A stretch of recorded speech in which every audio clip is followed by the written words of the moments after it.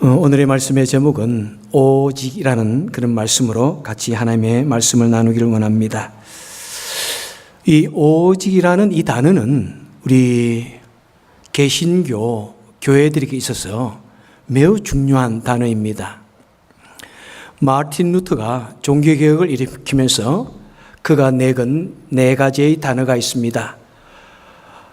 솔라 그라티아, 솔라 스크립투라, 솔라 글로리아, 솔라 피데라고 하는 이 네 단어입니다.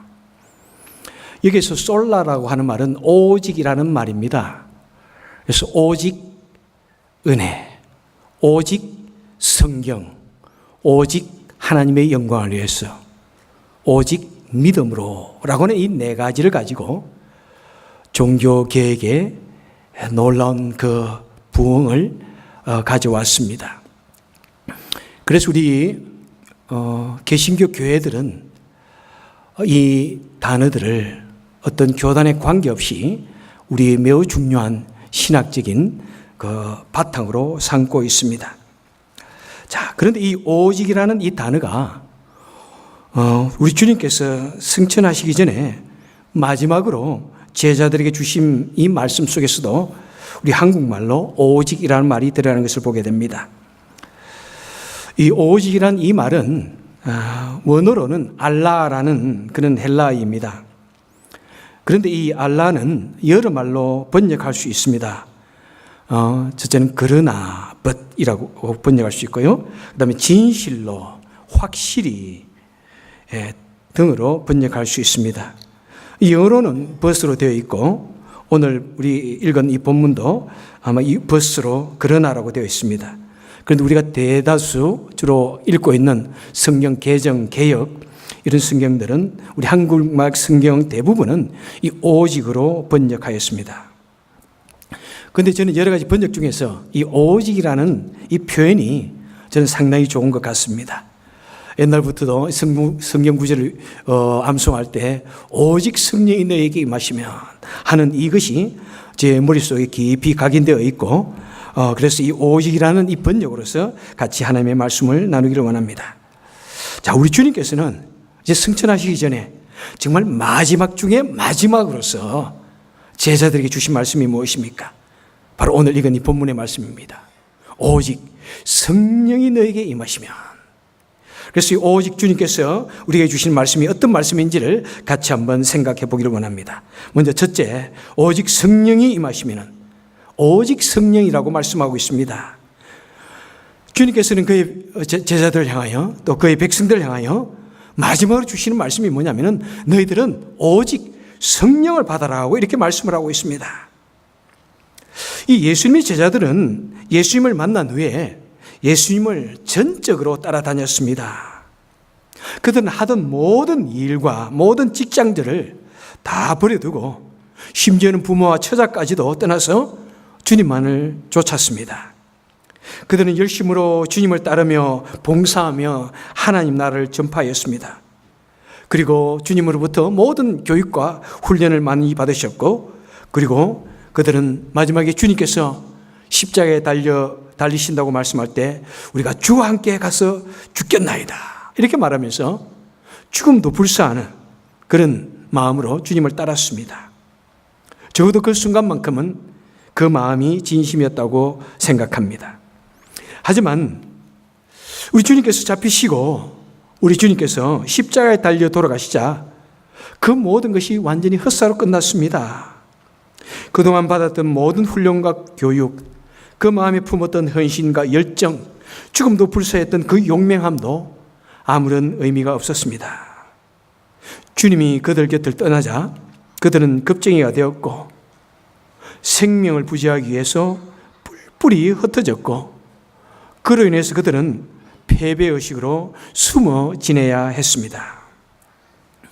그런데 놀라운 일이 생겼습니다. 죽은 줄 알았던 그 예수님께서, 그 주님께서 다시 살아나셨습니다. 그리고 부활하신 그 주님께서 이제 제자들에게 마지막에 오셔서 말씀하시기를 너희는 아버지가 약속하신 것을 기다리라. 아버지께서 약속하신 것을 기다리라고 이렇게 말씀하셨습니다. 그랬더니 그 중에 한 제자가 주님께 묻습니다. 주님, 바로 우리 이스라엘 나라를 회복하실 일이 이때입니까? 우리 이스라엘 로마의 압제하에 있는 이스라엘 나라를 해방시키는 때가 바로 이때입니까? 라고 이렇게 묻습니다. 그랬더니 주님께서 말씀합니다. 아니다. 그 일은 너희들은 신경 쓰지 말라. 그리고 그 일은 오직 하나님께만 속한 일이다. 하지만 오직 성령이 너에게 임하면, 이렇게 말씀을 하면서 너희는 성령을 기다리라고 이렇게 말씀하고 있는 것입니다. 여러분, 이 말씀을 가만히 묵상해 보면은 참 너무나 놀라운 일이 아닐 수가 없습니다. 여러분, 우리는 나라를 빼앗긴 그런 경험이 있기 때문에 이 말씀을 들을 때 상당히 우리 마음이 의아하지 않을 수 없습니다. 여러분, 한번 우리나라를 돌아봅시다. 우리나라는 일제히 침략을 당해 있었습니다. 그 압제로 말미암아 참 수많은 시련을 당했습니다. 얼마나 통탄하고 기가 찰 일입니까? 그리고 만약 우리가 그 당시에 살았다면 어떤 일이 우리 인생에서 가장 중요한 일이었을까요? 여러분, 나라가 빼앗겼습니다. 그 나라를 되찾는 이 일은, 그 일이야말로 어떤 일보다도 가장 중요한 일입니다. 내 개인의 어떤 중요한 일보다도, 내 가정에 있는 어떤 중대사보다도, 그죠? 내 집안의 흥망성쇠를 결정짓는 어떤 그런 일보다도, 그리고 심지어는 내 출세의 문제, 그런 일보다도 훨씬 중요한 것이 우리나라 대한민국을 해방시키는 그런 일일 것입니다. 그래서 우리 수많은 우리 한국의 역사에 보면은 그 선진들은 정말 가정이 완전히 깨어지고, 정말 그로 인해서 자신의 삶이 완전히 파탄 나어지고 생명이 없어지는 그런 온갖 어려움을 당할지라도 그들은 대한민국의 해방을 위해서 모든 것을 다 희생하였습니다.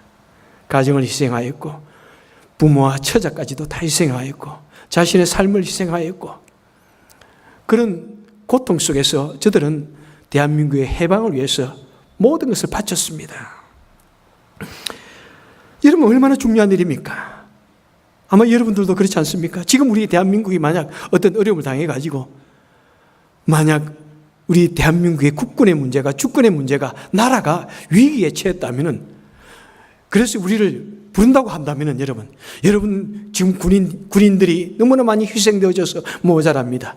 외국에 있는 여러분들이 행여나 가능하면은 우리 고국으로 돌아와서 우리 대한민국의 해방을 위해서, 회복을 위해서 수고해 주십시오. 그런다면 여러분 어떻게 하겠습니까? 여러분 당장 한국으로 돌아가겠다는 마음이 들지 않습니까? 여자도 좋습니다. 어떤 일이도 좋습니다. 나이 불문합니다. 여러분 오셔서 군인이 되어서 싸워주세요. 그리고 어디에서 다 맡은 일이 있습니다. 오세요. 그러면 여러분 달려가지 않겠습니까? 저는 아마 달려갈 수 있겠다는 그런 생각이 듭니다. 예.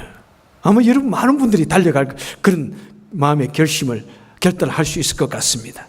우리 마음에는 정말 여러분 조국이 없다면 무슨 의미가 있습니까? 그죠? 세상 이 나라 속에서 우리가 살아간다 할지라도 얼마나 참 그런 어려움과 그런 슬픔이 있겠습니까? 자, 그렇게 중요한 일입니다. 그래서 제자들이 우리 이스라엘 나라가 해방될 때가 바로 이때입니까? 그러니까 주님께서 아니다. 그것은 하나님께 맡겨두어라. 그 대신 다른 거 어떤 것보다도 중요한 이 일을 해라. 그것이 뭐냐면은 먼저 너희들이 성령을 받아야 된다. 성령을 기다리라. 여러분 그렇게 말씀하고 있습니다. 그런데 여러분 이 제자들이 성령이 무엇인지를 잘 알았습니까? 사실 그 제자들이 성령이 무엇인지 그렇게 알 수도 없습니다. 그리고 기다리라고 그랬는데 얼마나 기다려야 될지도 잘 모릅니다. 여러분 현대 이 성령에 관한 이 사건이, 성령에 관한 신학이 가장 약합니다. 제가 몇 번 말씀을 드렸지만은 저희 세대에는 루이스 볼코베의 조직신학이라는 책을 저희들은 배웠습니다. 이 조직신학 책이 약 700페이지에 달하는 그 두꺼운 책입니다. 그 중에서 성부 하나님에 관해서 약 150페이지, 예수 그리스도에 관해서 150페이지, 교회에 관해서, 우리 인간에 관해서 그것이 약 150페이지, 180페이지 이렇게 되는데, 근데 성령에 관해서는 몇 페이지나 정도 될까요? 불과 2, 3페이지밖에 되지 않습니다. 오직 삼위일체론에서 성령에 관해서 간단하게 적고 있습니다.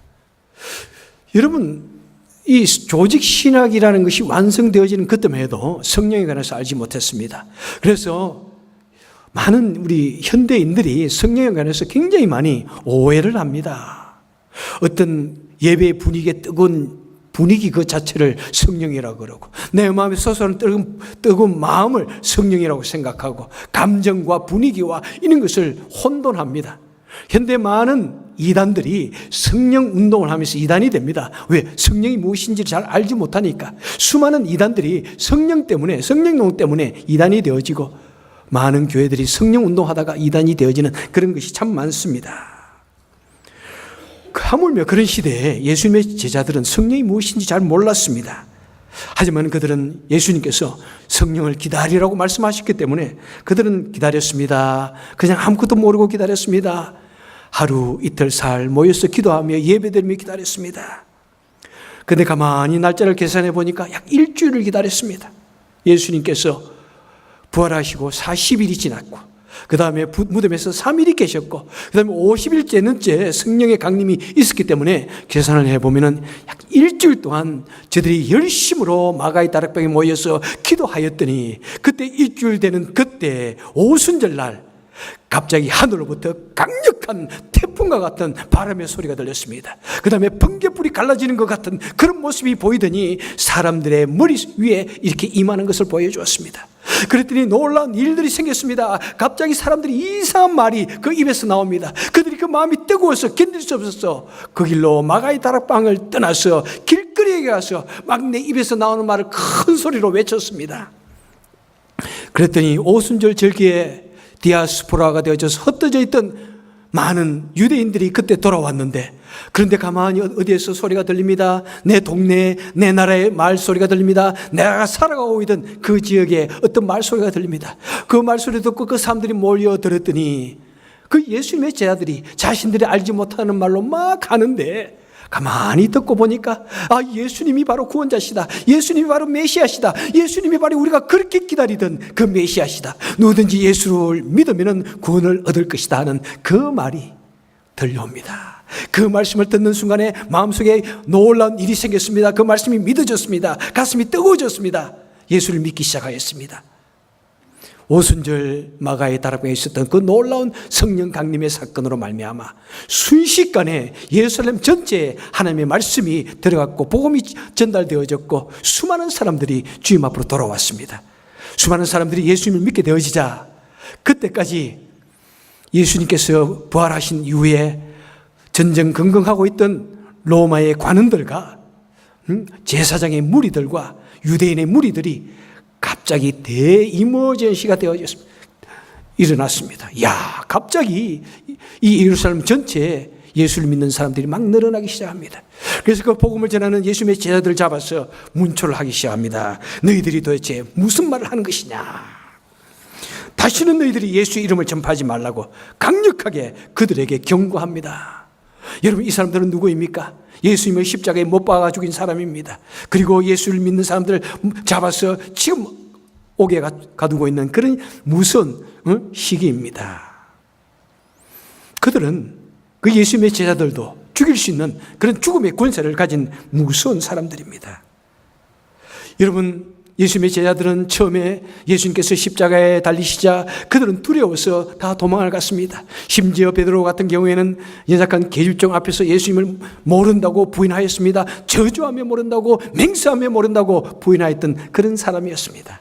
그렇게 겁쟁이가 수많은 관원들과 제사장의 무리들이 너는 예수의 이름을 전하지 말라고 했더니 그 베드로가 무엇이라고 말씀합니까? 그는 이렇게 말합니다. 내가 하나님 앞에서 너희 말 듣는 것이 하나님 말씀 듣는 것보다 옳은가 너희가 생각해보라.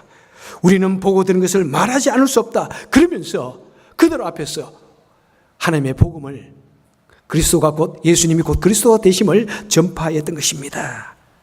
그렇게 무서워 떨던 그들이 죽음의 근세를 가진 사람 앞에서, 그 수많은 사람들 앞에서 당당하게 죽음도 두려워하지 않냐고 복음을 전했습니다. 여러분, 그랬더니 어떻게 되어졌습니까? 바로 그들이 성령의 충만을 받으니까 바로 그들은 그 길로 길거리 뛰쳐나가서 저절로 복음을 전하는 전도자가 되어졌습니다. 그들이 성령의 충만을 받으니까 그토록 두려워 떨던 겁쟁이가 저절로 죽음도 불사하는 용맹한 사람이 되어졌습니다. 그들이 성령의 충만을 받으니까 무식했던 그 제자들이 저절로 하나님의 말씀의 진리가 깨달아지는 위대한 대설교가들이 되어졌습니다. 그들이 성령의 충만을 받으니까 권능을 받고 병자를 고치고 귀신을 쫓아내고 세상을 변화시키는 놀라운 위대한 능력자들이 되어졌습니다. 그들이 성령을 받으니까 예루살렘과 온 세상이 복음으로 가득 새로워졌습니다. 그리고 이스라엘 나라가 독립되어지는 것보다도 더 중요하게 이 세상에 하나님의 나라가 편만하게 확장되어 갔던 것입니다. 여러분, 우리에게 있어서, 우리 사람들에게 있어서 가장 중요한 것, 이 제약된 세상에서 가장 중요한 것, 여러분, 무엇을 해야 이 세상이 변화되어질 수 있습니까? 무엇을 해야 우리 사람들이 그토록 추구하는 그 행복이라는 것이, 평안이라는 것이 우리 속에 임하겠습니까?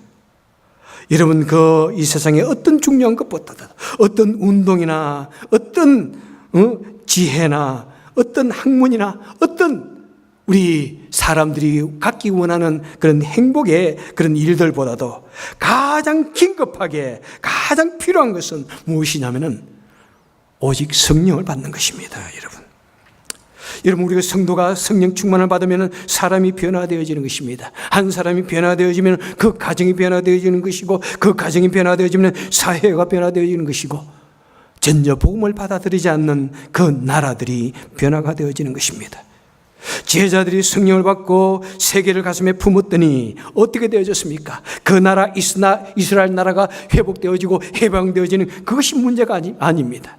313년에 로마의 황제 콘스탄틴 대제가 313년에 밀라노 칙령을 발표해서 이제 기독교를 공인하게 되어집니다. 그동안 기독교를 열심히 핍박했는데 이제 누구든지 기독교를 믿어도 된다라고 이렇게 발표를 하게 됩니다. 그리고 392년에 데오도시 황제 때에는 이제 로마의 국교는 기독교라고 이렇게 발표를 하게 됩니다. 여러분,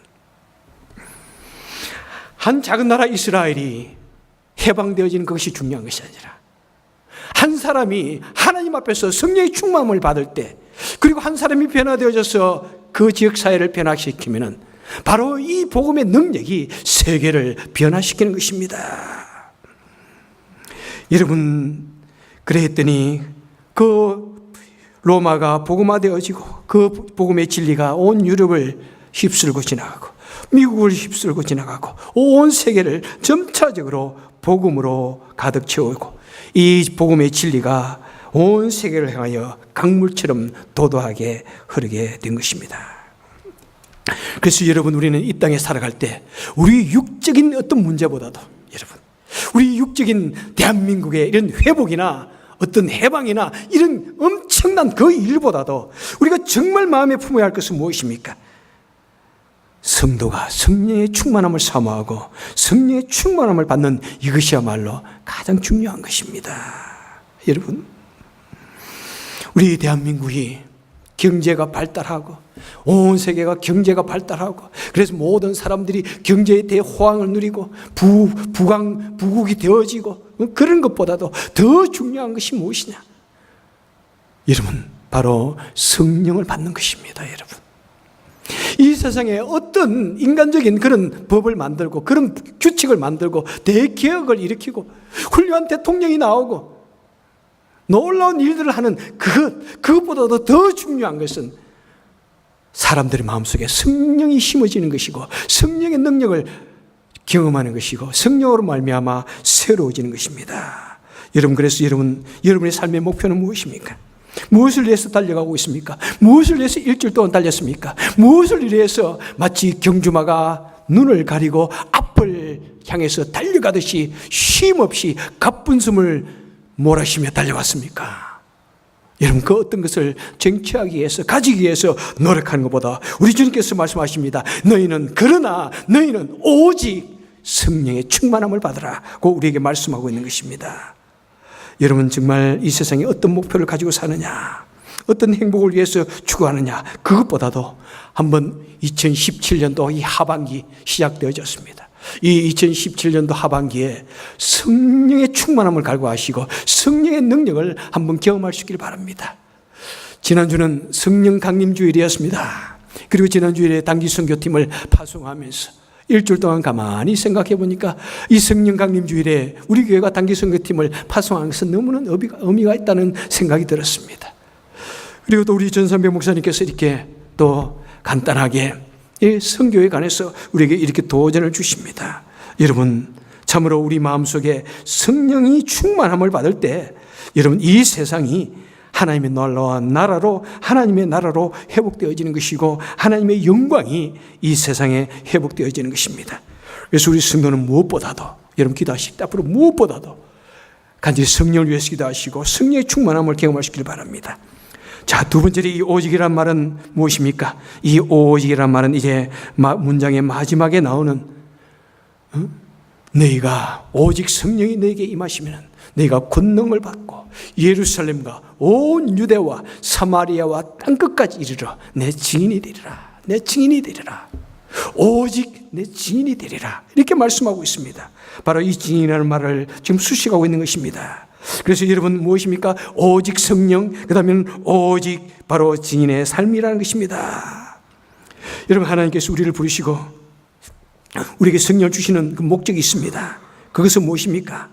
바로 우리 모든 성도들은 복음의 증인으로서의 삶을 살아야 한다는 것입니다. 증인으로서의 삶을 산다는 것은 무엇입니까? 바로 영혼을 구원하기 위해서 전도하고 바로 땅끝까지 선교적 사명을 감당하는 것이 바로 우리가 추구해야 할 우리의 삶의 목표라는 것입니다. 바로 오늘 본문이 주님께서, 하나님께서 우리에게 수많은 사명들을 주셨는데 그 사명 중에 사명이 뭐냐면은 바로 선교적 사명인 것입니다.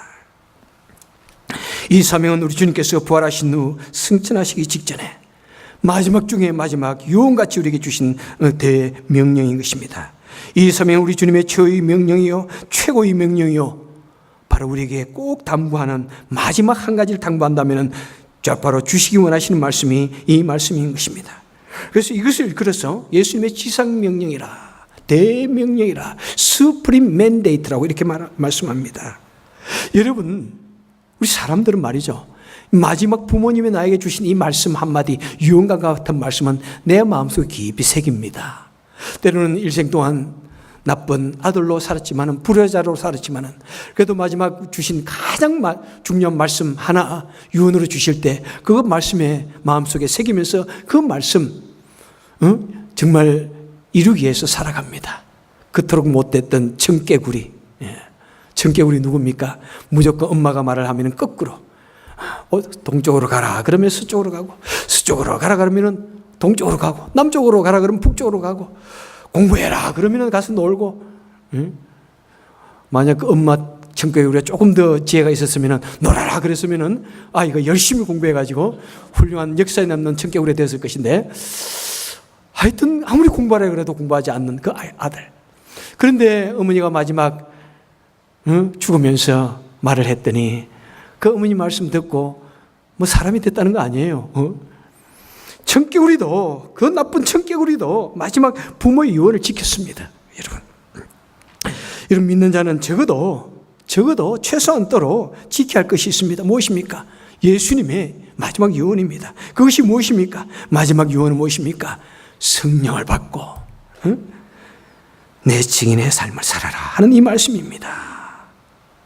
여러분, 이 성령 충만이라고 하는 이 사건과 이 복음 전도의 이 사명은, 영혼 구원의 이 사명은 가장 대단한 그런 일이 아닙니다.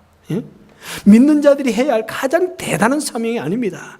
우리 믿는 자들이 해야 할 가장 기본적인 사명이라는 것입니다. 성령을 받고 영혼을 구원하고 선교적 사명을 감당하는 것은 최고로 헌신한 사람들이 하는 것이 아니라 모든 성도들은 예수를 믿었다면 모든 성도들은 기본으로 해야 할 것이 바로 이 사명인 것입니다. 여러분 우리 성도들 예수를 믿는다고 하면 우리가 기본적으로 해야 할 것은 성령 충만입니다. 성령 충만을 받아야 됩니다. 여러분 이것은 기도 많이 하는 사람들만 가지는 것이 아닙니다. 목사만 경험하는 것이 아닙니다. 선교사님들만 경험하는 것이 아닙니다. 장로님들만 하는 것 아닙니다. 권사님들만, 기도 많이 하시는 권사님들만 경험하는 것이 아닙니다. 바로 우리 성도라면, 내가 예수를 믿는다고 한다면, 예수를 믿기로 내가 결심했다면 우리는 성령 충만을 위해서 우리는 기도해야 할 것이고 모두가 다 성령 충만을 받아야 됩니다. 그리고 복음을 전하고 전도를 하고 영혼을 구원하고 선교하기 위해서 최선을 다해서 살아가는 것은 우리 모든 믿는 자라면 당연히 해야 할 것입니다. 선교하지 않는 성도는 없습니다. 존재하지 않는다는 것입니다. 선교하지 않는 교회는 교회가 아니라는 것입니다. 선교하지 않는 영혼 구원하지 않는 교회는 교회가 아니라는 것입니다, 여러분. 그래서 오늘 본문에 보면은 내 증인이 되어라가 아니라 내 증인이 되리라. 어떻게, 왜? 우리가 증인의 삶을 살고 선교적 삶을 사는 것은 내가 노력한다고 되는 것이 아니라는 것입니다. 어떻게? 내가 성령의 충만함을 받게 된다면, 내가 성령의 충만함을 받게 된다면 우리는 저절로 마음에 그냥 불타오르는 이 감동으로 말미암아 말씀을 전하지 않고서는 견딜 수가 없는 것입니다. 사람을 만났다면 예수 그리스도가 나오게 되는 것입니다. 그냥 내가 생각만 했다면 내가 어떻게 선교할 것인가, 내가 마음에 꿈만 꾸었다면 내가 어디에 가서 어떻게 어느 장소에서 하나님께 쓰임받을 것인가, 그것만을 생각하게 된다는 것입니다. 여러분, 성령을 받으니까 그토록 두려웠던 죽음도 두렵지 않습니다. 성령을 받으니까 참으로 그렇게 말씀을 전하라 그래도 하지 못했던 그 제자들이 그냥 견딜 수 없어서 그냥 길거리에 뛰쳐나와서 말씀을 전하게 되는 것입니다. 여러분, 말씀을 맺도록 하겠습니다. 여러분, 빼앗긴 나라를 되찾는 일, 우리 조국의 해방을 위해서 노력하는 일, 얼마나 중요한 일입니까? 내 가정을 세우고 집안을 세우고 성공을 하고 출세를 하고 그저 이 땅에 필요한 사람이 되기 위해서 노력하는 일, 얼마나 중요한 일입니까? 열심히 일을 하고 돈을 벌고 가정을 부양하는 일, 얼마나 중요한 일입니까? 이 세상에서 인정받기 위해서 살아가고 이 세상에서 이름을 남기기 원하는 그런 사람이 되기 위해서 노력하는 것, 얼마나 중요한 일입니까? 최선을 다해서 내 사업을 위해서, 최선을 다해서 내가 일하는 그 일터에서 나에게 주어진 일을 위해서 살아가는 것, 얼마나 중요한 일입니까? 그런데 여러분, 그 어떤 일보다도 더 중요하고 더 긴박한 일은 먼저 성령의 충만함을 받는 일입니다. 먼저 성령의 충만함을 받고 오직 영혼 구원을 위해서 전도하며 선교적 사명을 감당하는 것입니다. 여러분, 우리는 부족합니다. 우리는 연약합니다. 여러분, 저와 여러분은 너무나 부족한 존재입니다. 질그릇같이 쉽게 질그릇처럼 떨어지면 깨어질 수밖에 없는 그런 존재입니다. 작은 말 한마디에 쉽게 마음 상하고요, 작은 일에 쉽게 우리는 그냥 주저앉는 그런 존재입니다. 하지만 그럼에도 불구하고 우리가 믿음의 전사로서 그 위대한 믿음의 증인을 지키기 위해서 선교자가 되어진 그 사람처럼 우리가 살기 위해서는 어떻게 한다고요? 성령의 충만함을 경험하면 됩니다. 성령의 충만함을 경험하면 됩니다. 작은 계집종 앞에서 그냥 절망하면서 예수를 모른다고 하던 그 베드로가 성령의 충만함을 경험했더니 죽음도 두려워하지 않냐고 십자가에 거꾸로 달려서 순교하게 되어지는 그 위대한 믿음의 전사가 되어진 것입니다. 그래서 성령을 받은 사람들은 결단코 나 시험 들었어요 이런 말 하지 않습니다. 나 마음이 상했어요 이런 말 하지 않습니다. 너 일을 하다가 조금 괴로운 일이 생기면 나 안 할래요 이런 말 하지 않습니다. 성령 충만함을 받아야 됩니다. 성령 충만함을 받을 때 어떤 일에도, 어떤 절망적인 일에도 좌절하지 않는 대믿음의 전사가 되어지는 것입니다.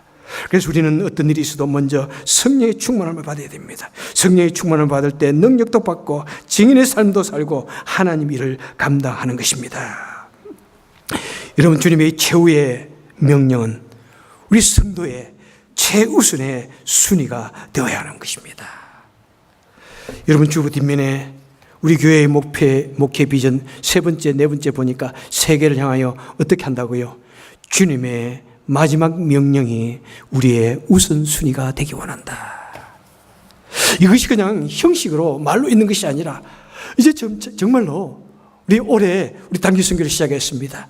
이제 정말 우리 내년부터는 우리가 좀 더 열심히 같이 할 수 있는 그런 곳에 좀 개발도 하고 해가지고 우리 교회가 단기 선교한다 그러면 우르르 달려갑시다, 여러분.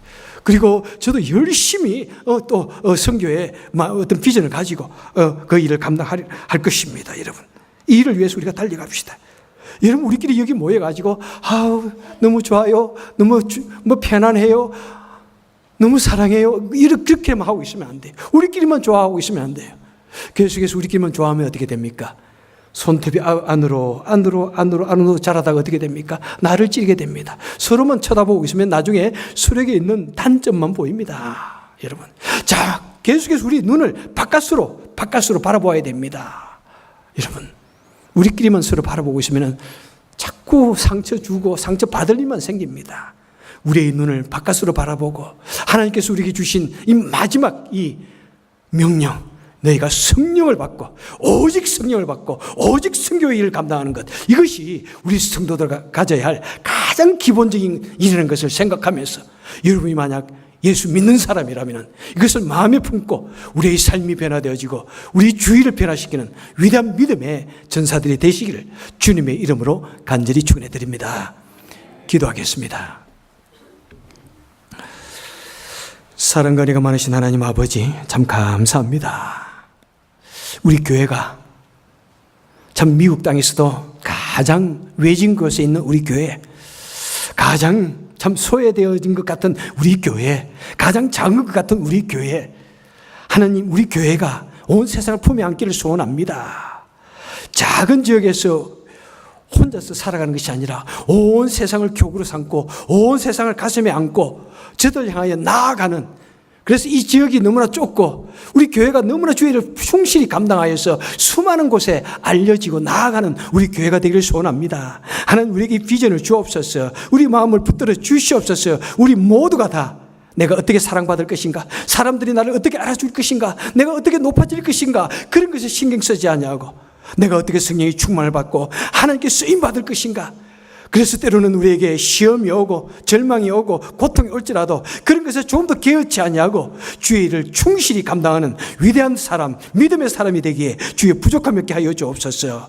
오직 성령, 오직 선교를 위해서 달려가는 우리가 되게 하여 주옵소서. 예수님 이름으로 간절히 기도합나이다. 아멘.